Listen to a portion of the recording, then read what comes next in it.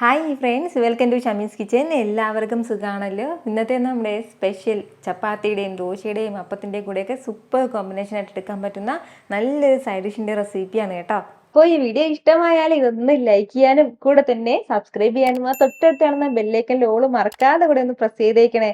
എന്നാൽ ശരി, എന്തെങ്ങനെയാണ് തയ്യാറാക്കുന്നത് വേഗം ഒന്ന് കണ്ടു നോക്കാം. ഇത് തയ്യാറാക്കാനായിട്ട് ഞാനിപ്പോൾ ഒരു കടായി ഒന്ന് അടുപ്പത്തേക്ക് വെച്ചിട്ടുണ്ട്.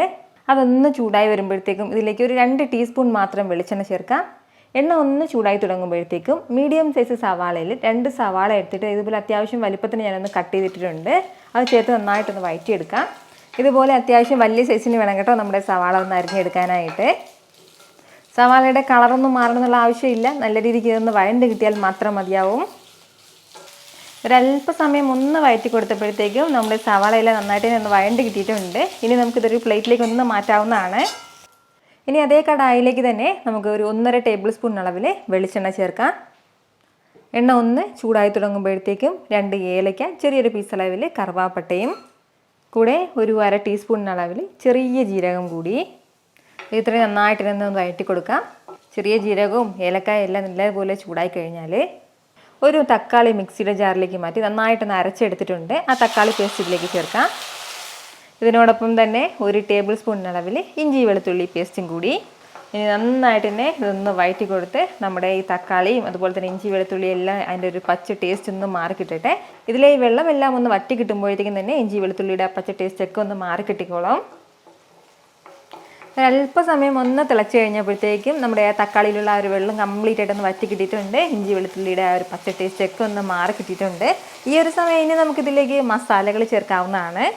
2 ടീസ്പൂൺ അളവിലെ മുളക് പൊടി, 1 ടീസ്പൂൺ അളവിലെ മല്ലിപ്പൊടി, 1/2 ടീസ്പൂൺ അളവിലെ മഞ്ഞൾപ്പൊടി, ഒരു 1/4 ടീസ്പൂൺ അളവിലെ ഗരം മസാല പൊടിച്ചതും കൂടി ചേർത്തിട്ട് നന്നായിട്ട് ഇതൊന്ന് വഴറ്റി കൊടുക്കാം. അത് നമ്മുടെ മസാലയുടെ ആ ഒരു പച്ചമണം മാറുന്നവരെ മാത്രം ലൈറ്റായിട്ടൊന്ന് വഴറ്റി കൊടുക്കാവുന്നതാണ്. ഇപ്പോൾ നമ്മുടെ മസാല എല്ലാം നല്ല രീതിക്ക് ഒന്ന് ചൂടായി കിട്ടിയിട്ടുണ്ട്. ഇപ്പോൾ ഇനി ഇതിലേക്ക് ചേർക്കേണ്ടത് 1/2 കപ്പ് അളവിൽ തൈരും കൂടിയാണ്. അധികം പുളിയില്ലാത്ത തൈര് വേണം ഇതിലേക്ക് ചേർക്കാനായിട്ട്. തൈര് ചേർത്ത് നന്നായിട്ട് ഇതൊന്ന് യോജിപ്പിച്ച് കൊടുക്കാം.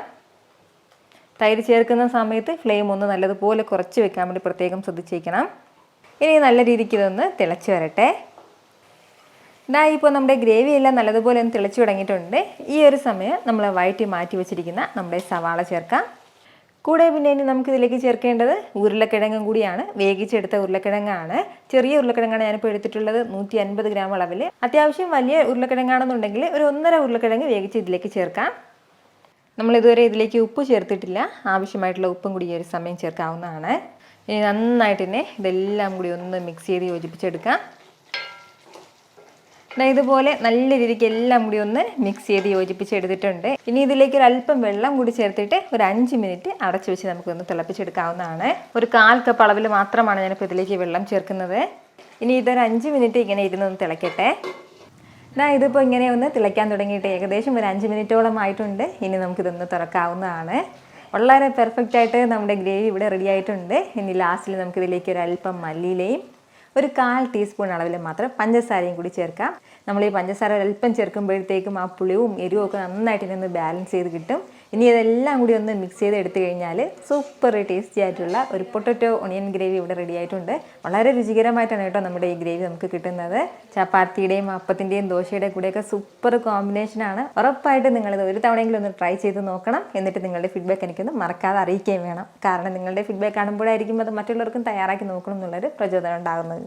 എത്ര എളുപ്പത്തിലും രുചികരമായിട്ടാണല്ലേ നമ്മൾ തയ്യാറാക്കി എടുത്തിട്ടുള്ളത്. അപ്പൊ ഇത് ഇഷ്ടമായാൽ ഇതൊന്ന് ലൈക്ക് ചെയ്യാനും കൂടെ തന്നെ നിങ്ങളുടെ ഫ്രണ്ട്സിനും ഫാമിലിക്കും എല്ലാവർക്കും ഇതൊന്ന് ഷെയർ കൂടി ചെയ്ത് കൊടുത്തേക്കണം. ഇതുപോലുള്ള റെസിപ്പിക്ക് വേണ്ടിയിട്ട് നമ്മുടെ ഷമീസ് കിച്ചൻ ചാനൽ ഫോളോ ചെയ്യാനും സബ്സ്ക്രൈബ് ചെയ്യാനൊന്നും ആരും മറക്കരുത്. വീണ്ടും നല്ലൊരു ഷാറ് വീഡിയോ ആയിട്ട് നാളെ കാണാം. അതുവരേക്കും എല്ലാവരും ഹാപ്പി ആയിട്ടിരിക്കുക, സന്തോഷമായിട്ടിരിക്കുക, എല്ലാവരും സേഫ് ആയിട്ടിരിക്കണം. Take care friends. ടാറ്റാ.